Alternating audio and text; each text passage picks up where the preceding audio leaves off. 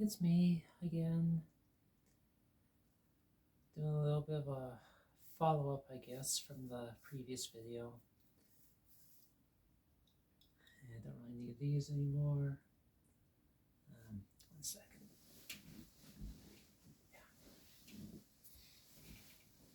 My emotional support shark. Um, so, yeah, I know a couple days ago I uploaded a short video lamenting, bemoaning, just griping about my my future in writing, and I really saw no point to it. Yeah, I know on the surface it kind of came across as just childish whining,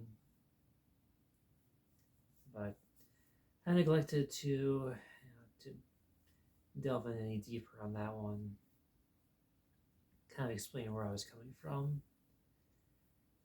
So I figured this would probably be a good idea, a good opportunity for me to kind of elaborate on that a little bit. So, not much to elaborate on, really. Just more, I've been working on this story off and on for about 12 years now. I started in the first half of 2012 and worked on it for a little bit here and there in 2012. Kind of took a break 2013, 2014. Picked it up again in 2016. It was actually where I finished the first draft. And then I hated the first draft. The original version just absolutely does not sit well with me. So I put it down, let it fester for a while, and just let it sit for a few years until this. Not sure if it was late last year or early on this year. I kind of got this this idea to write a side story. It was a means for me to reconnect with the character. Rexa was, she's been my focal point in all the writing I've done with the story, and I just started writing some side content just as kind of a one-off thing.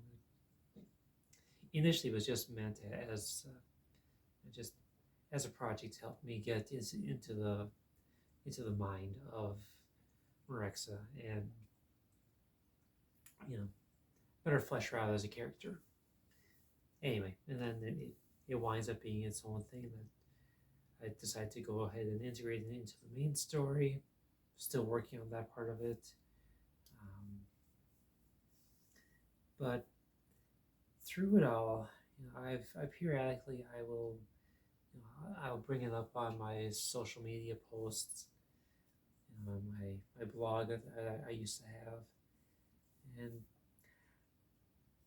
I would so excitedly talk about just a couple of paragraph or two about how exciting it was to make progress, or the obstacles of putting together a book series,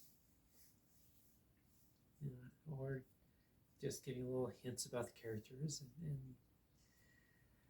and through it all, I have yet to receive a single word of encouragement, of just not even acknowledgement of what I've been working on. It's like, okay, family, friends, acquaintances. It's like, okay, could somebody please at least drop a like on one of those comments, on one of those self-dates? It's like, I feel like I'm just talking to an empty void. Like, that just tells me that when the time comes where actually we're to finish this book and this series, you know, no one's going to care. I mean, if my own family and my closest friends, colleagues, acquaintances, if not a single one of them will even acknowledge this work that I'm putting in, you know, I mean, what does that, what does that tell me as far as what my worth is as an author, as a writer of any kind? It just tells me that no one gives a shit, so why bother? So so I wound up, just falling into a pit of despair. Just it's like why should I put myself through all this? Agonize over the the inevitable need to go back and rewrite scenes over and over again, you know, extrapolate on the details and make the world come alive, so much more than it is in the initial draft. And if no one's going to read it, then what the hell am I doing? I mean, I have friends on social media that are authors themselves, and even they don't even acknowledge that I've been putting my heart and soul into this project, basically for the past year. So yeah, it it hit me, it hit me hard, when I just came to the realization that I've got no support. I've got nobody telling me that that they even want to see what I've got cooking. Not even not even like just, oh, go for it kind of comment. It's just total silence. When I make a post talking about how I'm struggling for ideas, or how I'm humorously falling asleep mid writing because I'm so I don't know if I'm suffering from a sleep disorder, but anyway, it's just dead silence. Nobody responds to anything I say about the writing process, or the my anecdotes as far as how I'm reaching certain points and devising new characters and plot elements. It's like, okay, you're not responding, so what am I doing wrong?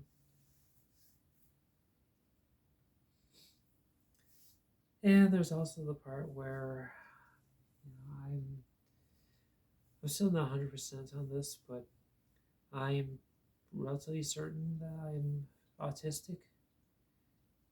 Ergo, communicating with regular people in a way that they'll understand, it does tend to be a lot more challenging, a lot trickier, and requires more effort on my part.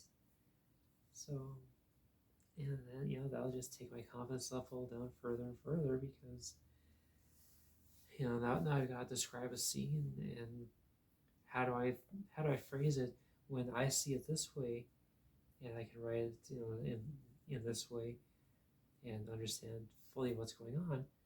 Meanwhile, you know, um, John Johnson over here he's gonna pick it up and go, "What the fuck is she saying?" So I just wind up stuck, wondering why the hell am I even bothering at this point? So that's where I was, and maybe it did come off as a little childish, as a little defeatist, doom and gloom, all that bullshit. But it's where I felt. I've found myself, But I did actually start writing again last night. Um, Not last night, the night before. Now I'm just trying to get a mental image of the new city that the next scene takes place in. Because the way I've written the story now, Rexa is you know, has taken a train from her hometown, where she's been staying the last couple of years, to the other end of the continent, to a much different locale, a mining town, to take care of business that she was sent out there on. So now I got to figure out, okay, how am I going to lay out the town? What denizens will I have roaming around? She's been doing this kind of work, all these tasks, like she's doing in this point in the story. She's been doing it for a couple of years, so she is probably gonna know people. So it's like, okay, now I gotta come up with this whole new cast of characters for this city, and I've pretty much taken care of the basic lore of the city. I mean, it was pretty simple, but I think it'll work as far as the short term and the long term elements of the story are concerned. Anyway, figure I'd just go ahead and draw a crude map of the city and lay out the basic elements of what goes where as far as the landmarks and any buildings of notes, and see what happens. So, but I want to get her out of that city as soon as possible, because the major event of this act is going to be on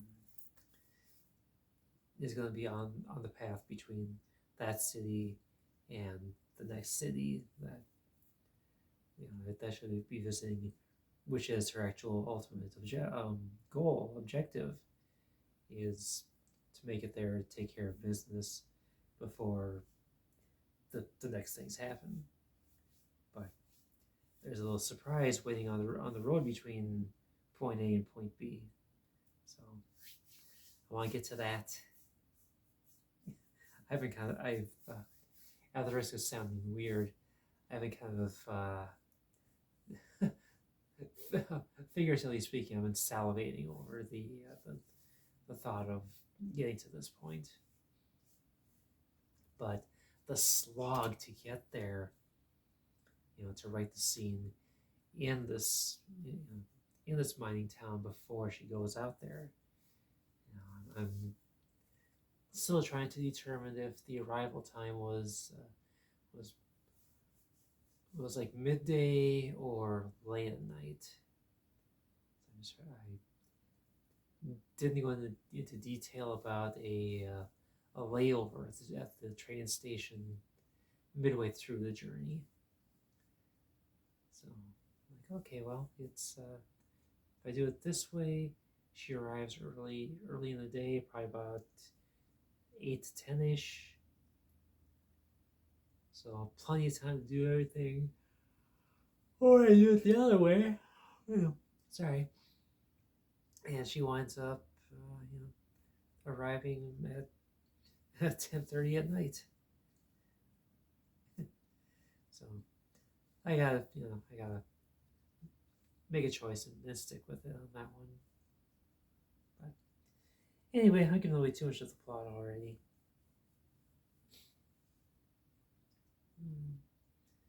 But yeah,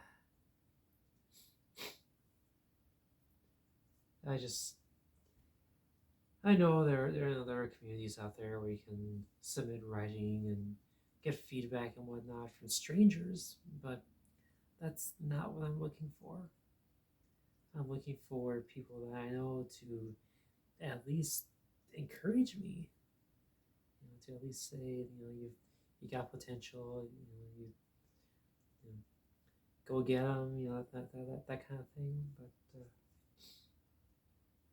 so far, all it's been is absolute silence. Even crickets would be a welcome addition, you know. Um, but yeah, that's what I've got to say about that right now. Oh god, speaking of books, yeah, I'm going literature crazy here, but I guess I just subconsciously start picking the worst books possible as far as staying out of my feelings. So first, I read. Oh god, I got the hiccups now. First, I read.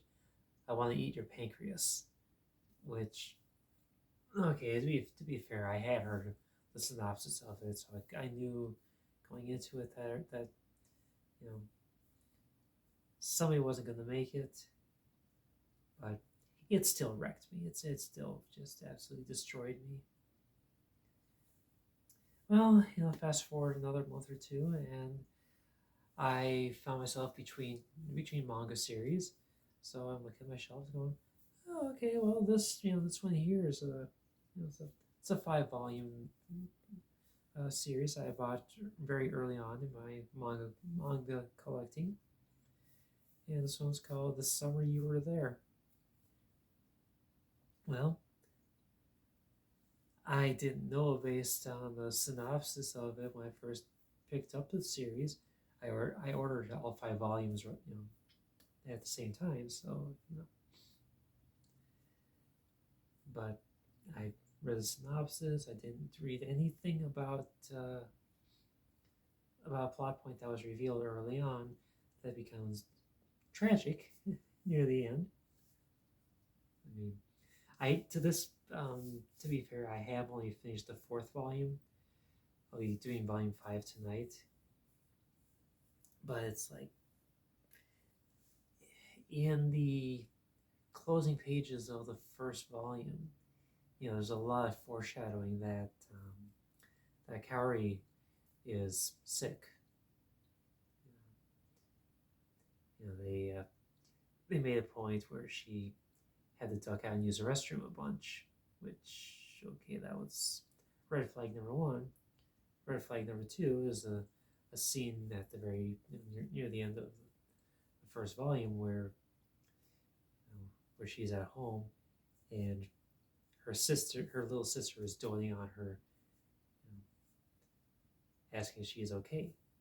It's like, oh, okay, well, and and she responds with, "Today was a good day."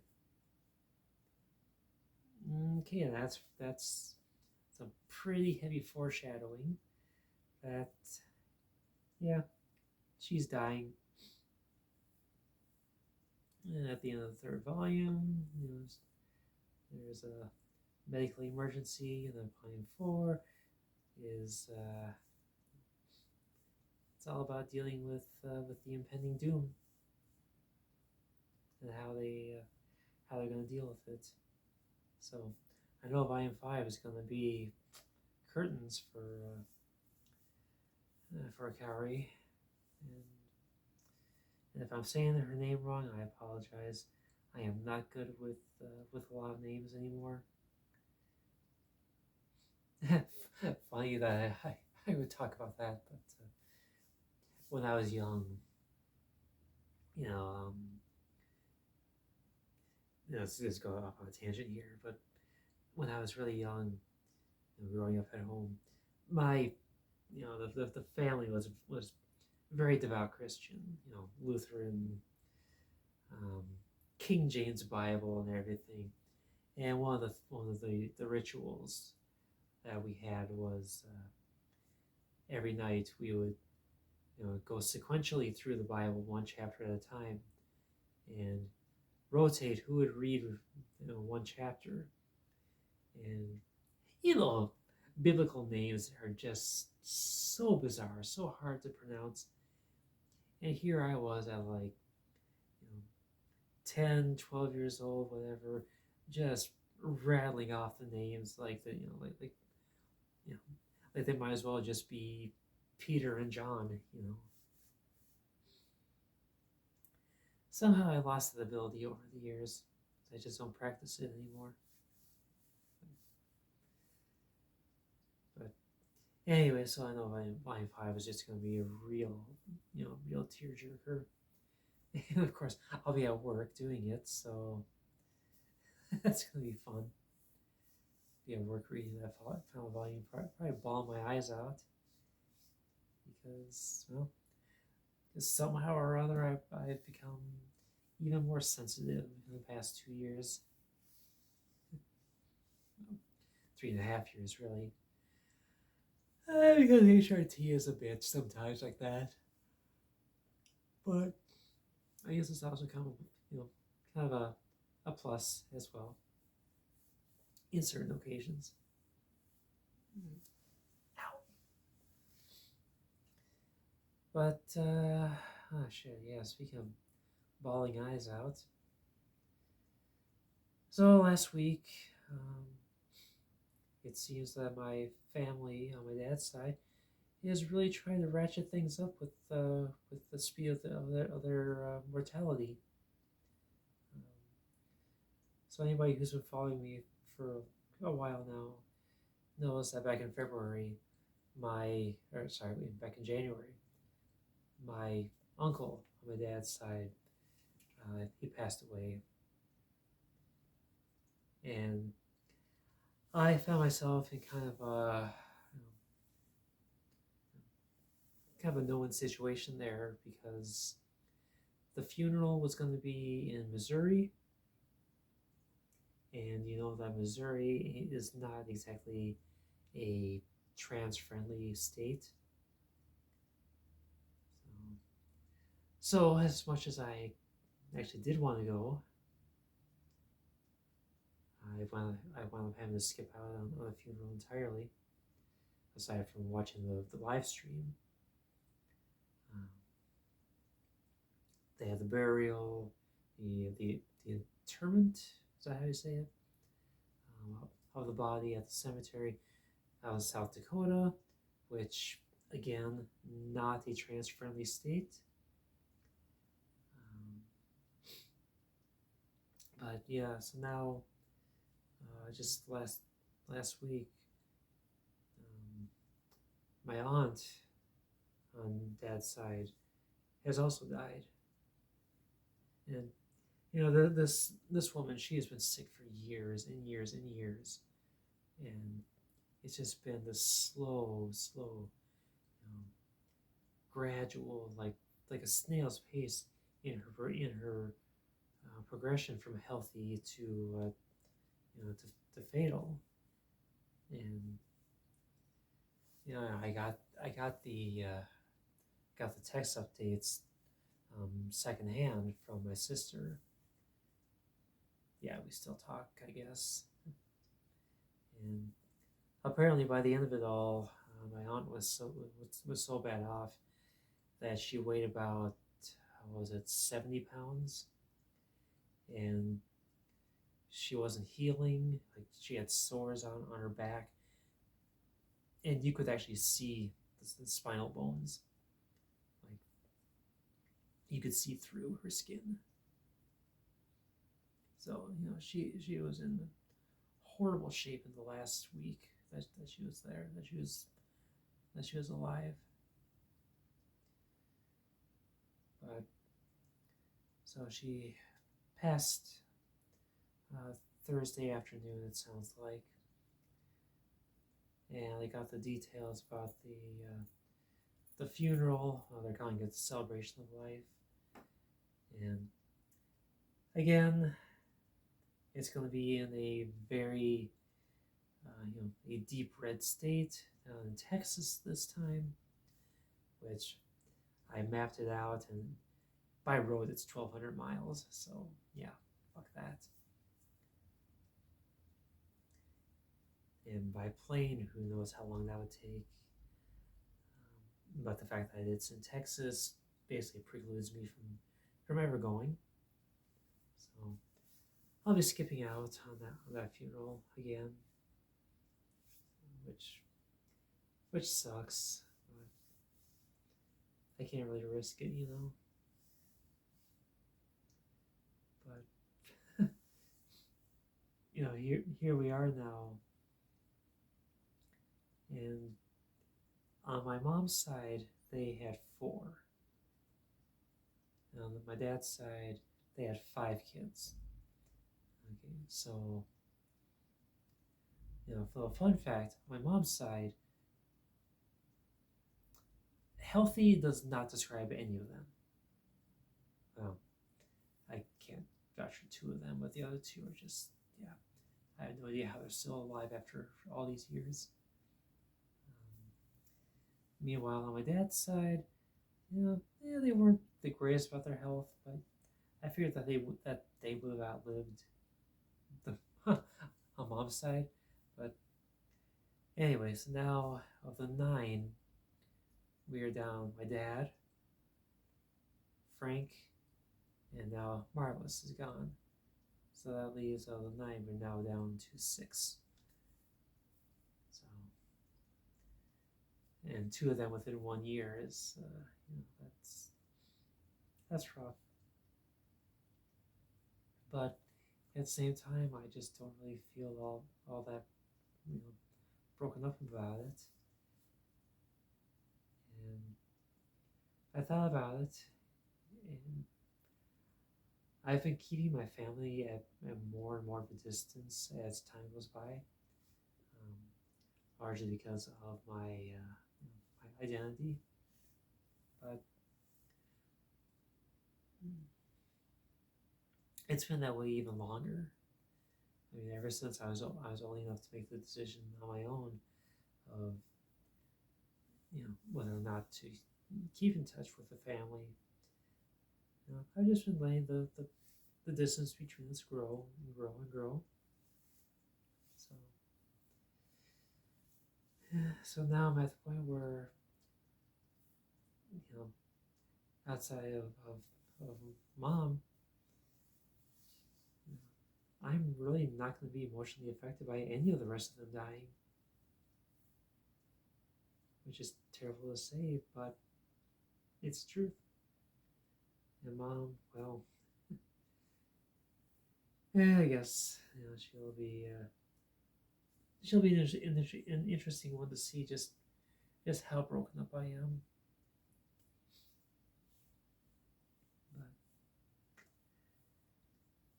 But I'm pretty sure that after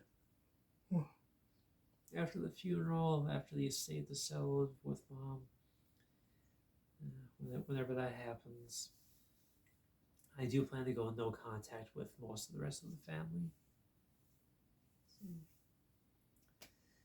and I've been thinking about that for a long time now. And, it just feels like the right thing to do.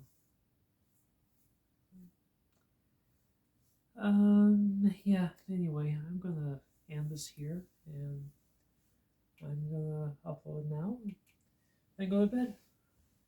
So, you all have yourselves a great day. I think it's Monday now, right? So, enjoy your week, enjoy Halloween. I may upload one more time between now and then, but yeah. Hope everything's well for y'all. Later.